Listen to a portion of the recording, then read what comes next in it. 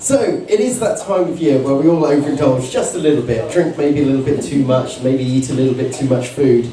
And sometimes there's a little consequence of that. And for some people, it's gout. The title is actually Gout, a Literary Lament, but that's the very loose Christmas connection for you, so got that out of the way. So whenever you mention gout to people, most people think of like old grumpy Bath mages in a Bath wheelchair with their foot all bandaged up and kind of being wheeled around the place, kind of moaning. And you get countless jokes about overindulgence on Stilton and port and this kind of stuff. But you know, what's actually the truth? Well, it's really much more common than you think. About 1 to 2% of the Western population of the world suffer from gout. So that's about 16 to 33 million people on the planet suffer from gout. In the UK, 1 in 50 people suffer. So you probably someone in this room probably suffers from it, or you know someone that probably suffers from it.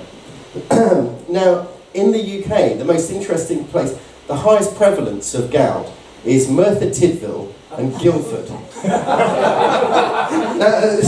A great statement from somebody from the Guildford Council said, "We were surprised and disappointed to find so many people suffer from gout. If you walk down the high street, you'd never get that impression." People dragging themselves along. But surprisingly, when you talk about gout, people always talk about the food as being related to it. But that's only actually about 12% of sufferers. The food is actually the cause of the gout. And there are those kind of things that people that consume lots of alcohol, lots of red meat, fructose sweetened drinks as well. So fizzy drinks, that's kind of quite a bad thing for gout. But also, big triggers can be injuries. Just kind of literally stubbing your toe or bashing your toe. Surgery can bring it on as well. But the biggest cause is genetics. So there's 2 genes, SLC2A9 and ABCG2. Excuse me. And those 2 have been commonly linked with causes of gout. So it's one of those things, I think, if you're genetically predisposed, then you are likely to, unfortunately, possibly get gout if you follow a certain lifestyle. But what is gout? So basically, it's when the body can't process uric acid building up in your system. So obviously, with your kidneys and everything will flush through all of this system coming out. But with gout, your kidneys aren't working quite as well, and you get uric crystals building up on your joints throughout the blood. And they form these kind of really painful needle-like crystals. Which are very, very painful. It's related to inflammatory arthritis and also with kidney stones. And obesity is a factor. So men with a BMI over 35 are more likely to get it, 3 times more likely to get it, in fact. And it was traditionally more men that suffered than women, but I'll go into that a little bit later. Now, my interest in gout isn't purely academic. I've suffered with gout off and on for about 10 years. The first time I got it, like most people, I kind of felt like I'd stubbed my toe. I kind of woke up and went, "Oh, this is a bit weird," and sort of started limping around thinking, "Oh, I must have done something last night while I was drunk," or something stupid like that. But they got really hot and swollen, and you couldn't put any pressure on it, and I was kind of like, and the worst I had it was actually had it in both big toes, and was laid up in bed for about 3 or 4 days, and you just can't have anything touching your feet. And they're just kind of throbbing like that. In Tom and Jerry, when it kind of smashes someone's foot and it just goes woo, woo. It's like that feeling for like days. It's horrible.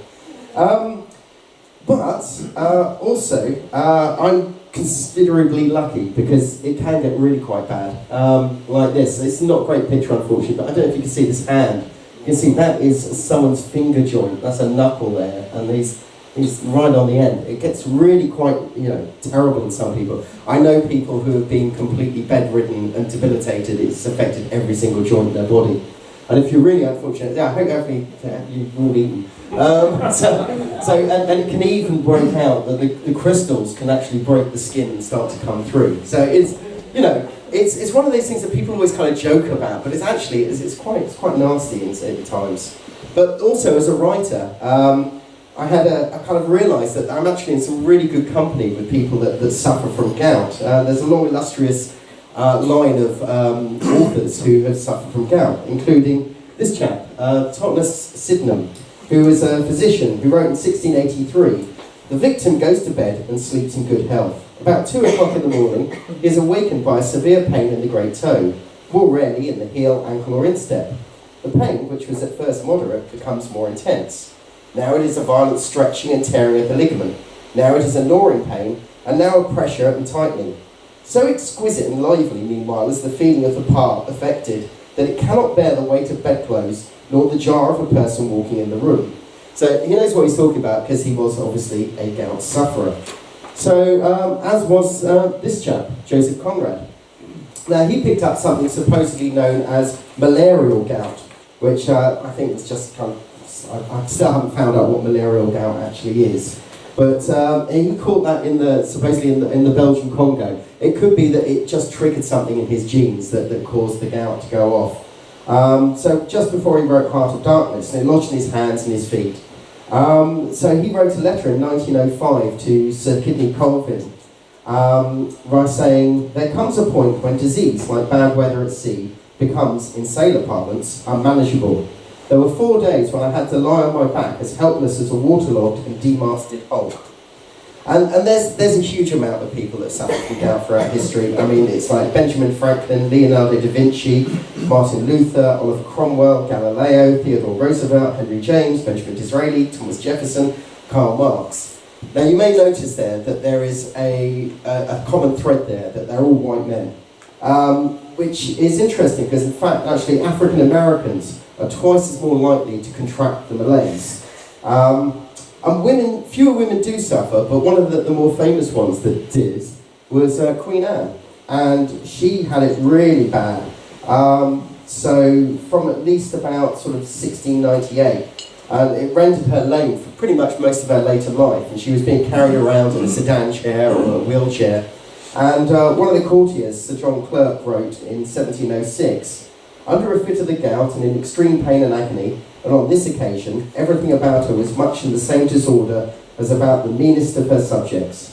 Her face was red and spotted, and was rendered something frightful by her negligent dress, and the foot affected was tied up with a poultice and some nasty bandages. I was much affected by this sight." So her doctor, David Hamilton, actually was kind of trying to prescribe some medication for her, and he was giving her a spirit of millipedes for the condition, which he said was making her feel much better, according to his diary. But I don't know about that. We'll come back to weird cures later on. Wilkie Collins was another, the author of, I think it's A Woman of White, and he suffered massively from gout, and his decline as an author was put down to gout, or possibly more the opiates that he started taking to kind of ease the pain from that. Here we go. But there are a lot of characters as well in literature who have suffered, and it's chaps like this Falstaff. So he said, "A good wit will make use of of anything. I will turn diseases to commodity." And in Henry IV, Part 2. He was going, "A pox of this gout, or a gout of this pox, for one or the other plays rogue with my great toe." And there's been lots of characters throughout literature from what Hippocrates called the unwalkable disease. So in a lot of Charles Dickens' books, there's people suffering from gout. In Bleak House, you've got Sylvester Deadblock, who is a laughable old aristocrat who regards his gout as painful, but almost like a necessary sort of part of his family inheritance. It's kind of like, well, we've all had gout, it's all good. In the Pickwick Papers, Mr. Weller offers some valuable advice. So, "A sovereign cure for the gout," said Mr. Pickwick, hastily producing his notebook. "What is it?" "The gout, sir," replied Mr. Weller. "The gout is a complaint that arises from too much ease and comfort. If ever you're attacked with the gout, sir, just you get yourself a good widder who's got a good loud voice with a decent notion of using it, and you'll never have the gout again. It's a capital prescription, sir. I takes it regular, and I can warrant it will drive away any illness as caused by too much jollity." So again, it's that idea of gout being associated with indulgence and over excess. Gout also pops up quite a lot in Peachy Woodhouse, and again it's looked upon as something that's painful and debilitating, but not really taken that seriously. Then there's this strip, which is Little Nemo and Slumberland, which was drawn by Winsor McCay. This appeared in 1910, and you can't really see a lot in there, because you've got this chap, Morpheus, who's got his foot all bandaged up there, and he's just bitching, you know, and it's just like, ouch, ouch, ouch, like this, which really sums up, when if you know someone that's suffering from gout, that's a perfect description of how they are, because we like to moan. It is, it's a horrible, painful thing, but, and there's a lot of illustrations to do with gout. So this is The Origin of Gout by Henry Bunbury from about 1815. Excuse me. And it became a very Georgian disease. And it's quite interesting why. During the 18th century, there's the Methuen Treaty, which was signed with Portugal, which allowed large quantities of tax-free port into the UK. Now, this is where this connection with port and gout comes along, because people were obviously drinking lots of this. They were starting to get a lot more protein as well, so a high protein diet is pretty bad for your gout as well. Lots of red meat or seafood can bring it on. But the interesting thing is, when they were bringing all of this port over, it was coming in barrels, and the barrels were lead lined. Now, one of the side effects of lead poisoning is gout. So that connection between port and gout was more to do with lead seeping into the port and giving everybody a little dose of lead poisoning. So this is where this whole myth of Port and Stilton came through from the Georgian period, has always been associated with gout. Oh yes, and the Earl of Chesterfield. See, there's always an elitism about it. So the Earl of Chesterfield announced that rheumatism was for hackney coachmen, but gout is the distemper of a gentleman. And a fellow cartoonist, this is James Gilray, and his eyesight began to fail in about 1806, and he got very frustrated because he couldn't draw properly and everything, and he started drinking heavily, and as a result of his heavy drinking, he started getting gout in his later life. So he characterised this, and this is from 1799, and it's a pretty good idea of, you know, how that pain grows. And it's interesting, it is always this kind of joint here, the larger toe, that kind of swells up with the majority of sufferers. And Gilray also parodied that other great gout sufferer, George, is it George IV? Yes, George IV, when he was the Prince of Wales, just down in Brighton. And here he is, bitching and moaning with his foot up, and a cheap joke about German sausage. And so, and this is a George Cruikshank drawing, which you've got the characters going, so, "Don't plague me now, I have got the gout." He goes, "I give you good joy, my friend. In these hard times, it's very hard, very well, you can get anything." So, terrible joke, but there you go. And then there's this chap here, again, he's going, "Who the devil are you stare at? Get about your business," which kind of reiterates my point that gout sufferers are generally miserable buggers.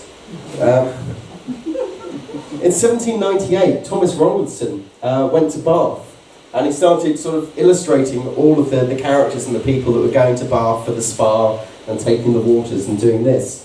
And a lot of the characters, it was called the Comforts of Bath. And nearly in all of them, you see someone suffering from gout there with their foot up, all bandaged and everything. It's a very weird thing with gout. Sometimes it feels really lovely to have your foot just open and the air breezing on it, and other times it's really nice to have it tight. And it just kind of switches between the two. But yeah, so he did all of these drawings. That's what I have to say about it. And then this was this was a kind of gout as a political metaphor. So this is in 1830. John Doyle used gout to show about the discomfort of the Whig political party, which had been long out of favour. But when Henry Richard Vassall Fox, the 3rd Baron Holland, discovers that his party has returned to power, his gout is miraculously cured. So he's saying to his butler, "Here, take my crutch off and these flannels. I have no further use for them at present. Then order a carriage. I must away to town immediately." And his servant responds, "The letter seems to have completely my lord's gout. which has so badly plagued him ever since the opening of Parliament. I'll lay wager there's change at the ministry. Is that kind of sort of pertinent now, really? And we've got just another kind of few slides of what's going on. Now I'll come back to terrible cures for gout. So the 17th century herbalist and physician Nicholas Culpeper, he came up with this one remedy, which was he swore by, which was the berries and roots of the cuckoo pine, beaten with hot ox dung and applied, easeth the pain of gout. Now that's the kind of mild version. If you want to go hardcore, he then suggests take a badger, the fattest you can get, kill him, scald him like a pig, then make a hole in one of his sides, take out his guts, garbage and all, and then put in his belly nettles, 2 handfuls, 2 ounces of brimstone, 4 yolks of eggs, and 4 ounces of turpentine incorporated well together. Then sew up the belly, close, roast him, and save the dripping for an excellent remedy for the gout. So it's a little bit, complex. It might take you a while to get the badger in the first place, I think. But but to do all of that, but apparently that's supposed to cure gout. There you go. Now, what I found is a lot easier is taking vitamin C, which is it's a lot easier than getting a badger. And I looked up a lot of research about this, and there's been a lot of anecdotal work looking at vitamin C. And I have to say, since I've been doing it in the last couple of years, I've been taking 1,000 milligrams of vitamin C, and I haven't had an attack since doing it. Admittedly, I've cut down on my meat intake as well, but I still drink the same, eat the same quantity of food, and that seems to really work. So if there is any gout sufferers out there, try it, because it worked for me. Apparently, it's supposed to decrease gout incidences by about 45% in most people. So other foods that are kind of associated with it, as I said, seafood, is things that have a thing called purines in. So oddly enough, it's things that you think would be really healthy, like oily fish, like sort of mackerel, or excessive amounts of spinach, or pork. All of those things will all possibly bring on gout. And coffee, apparently, but not tea, consumption is also included as a way of lowering your gout as well. So if you drink lots of coffee, that will help. And obviously exercise and keep your weight down, that's also really helpful. And it's, in the last 20 years, there's been a big increase in gout, and a lot of that is associated with fizzy drinks. High fructose corn syrup in sort of all foods and drinks is definitely increasing incidences of gout. So lay off the fizzy drinks, that's a good one to do.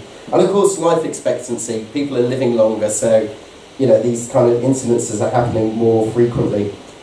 But not all booze, all booze isn't great. Beer is actually far worse for you than red wine. So if you want to avoid all of them, just stick with the G&T, you'll be alright with that. But I keep wondering, why is there so much literature about gout sufferers? Well, it seems to me that historically the majority of them have been probably learned men of letters, and I think blokes just like to whinge a lot, so they just kind of like, so they put it in their sort of stuff. I'll just do this. Just a couple more slides I was just going through. So if you notice, these guys all have these kind of little foot things. So they were known as little gouty stools. You can still pick those up. My mum actually bought me one for Christmas one year, so I've got not quite a luxury leather one like that, but one that's kind of like a little mini rocking chair, so you can just kind of rock your foot and you just keep it up there and keep it safe. It's really nice. So I'll just leave you a quote from Havelock Ellis's 1926 book, A Study of Gout, where it occurs so often, in such extreme form, and in men of such preeminent and intellectual ability, that it is impossible not to regard it as having a real association with such ability. And as a fellow gout sufferer, I'm not going to argue with that. Thank you.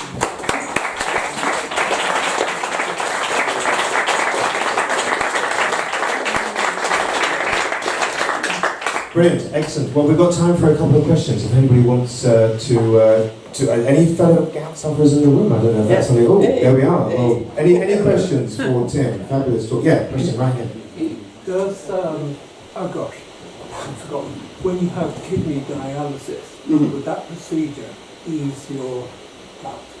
Yeah, it's something that is definitely associated with it because it's about the processing of uric acid in your body. So if you're on dialysis, it's a very good question because I know someone that's on dialysis, but I don't think they have gout.